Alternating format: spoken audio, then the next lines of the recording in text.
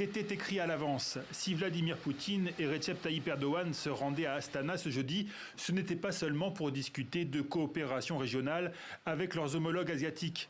Le président turc arrivait avec un plan de médiation et le Kremlin se disait tout disposé à l'entendre.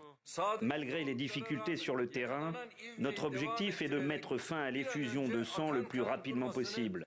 Depuis le début de la guerre en Ukraine, le président turc joue la carte de la diplomatie équilibrée selon ses mots. En clair, Ankara soutient Kiev sans trop énerver Moscou. Je dis toujours qu'une paix juste peut être établie avec la diplomatie, qu'il n'y a pas de gagnant dans la guerre et pas de perdant dans une paix équitable. Persuadé qu'il peut amener son ami Poutine à la table des négociations, Tayyip Erdogan peut compter sur le soutien du président kazakh Tokayev ou de son meilleur allié, l'émir du Qatar Al Thani. Sauf qu'en guise de plan de paix, les présidents turcs et russes ont discuté de toute autre chose. De céréales d'abord, après avoir obtenu cet été de Moscou qu'elle laisse l'Ukraine exporter à nouveau ses récoltes, Ankara veut maintenant aider les Russes à écouler leurs stocks. Vladimir Poutine a aussi proposé une solution pour contourner les obstacles, sanctions et fuites des gazoducs Nord Stream qui l'empêchent d'exporter le gaz russe.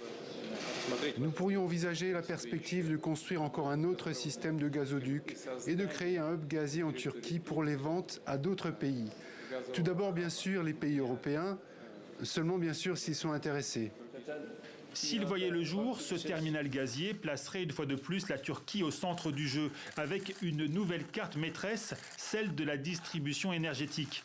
Aucun commentaire du président turc sur le sujet, aucune déclaration non plus sur son projet de médiation. Le sujet d'un règlement russo-ukrainien n'a même pas été abordé, confirme le porte-parole du Kremlin, Dmitri Peskov. À Astana, Poutine et Erdogan n'ont finalement parlé que de coopération régionale.